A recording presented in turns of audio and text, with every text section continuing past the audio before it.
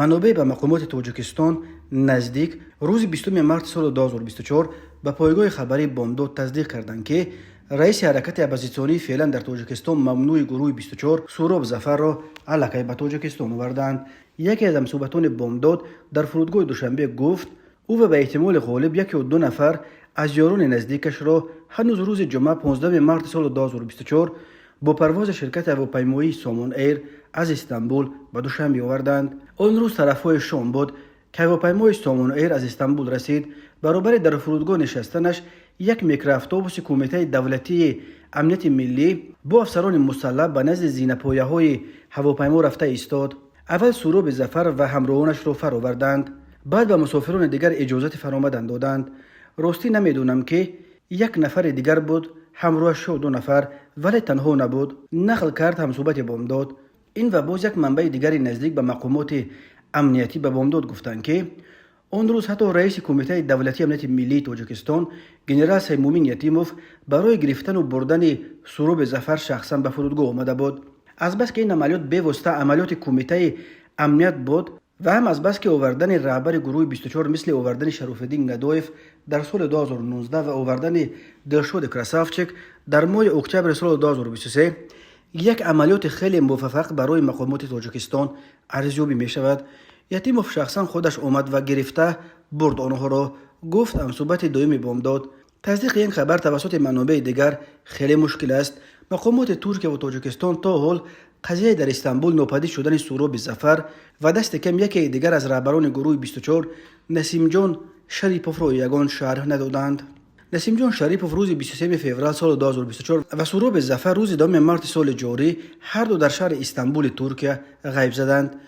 همصفانشان از اول حدس میزنند که به احتمال غالب آنها را ربودند و به تاجیکستان بردند.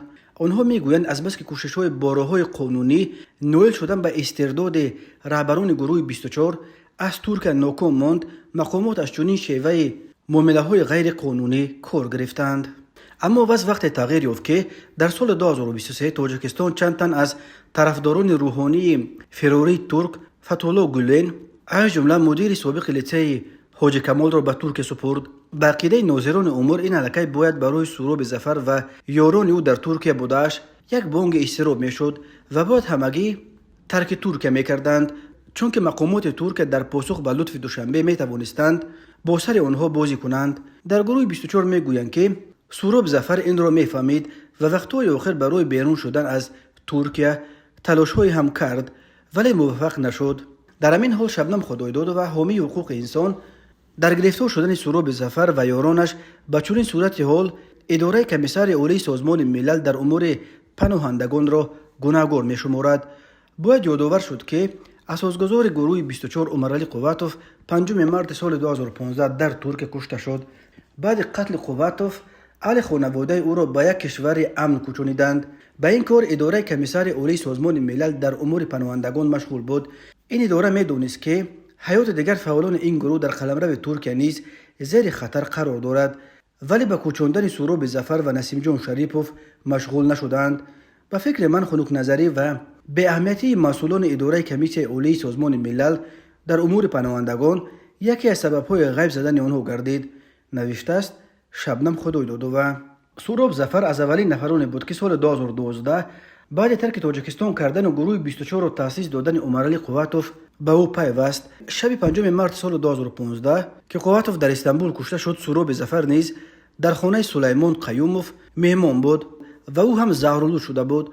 سهراب ظفر ماه آگوست سال 2016 به رهبری گروه 24 رسید، ولی به فرق از همصفان دیگرش که اکثرا به اروپا پناهنده شدند در ترکیه ماند.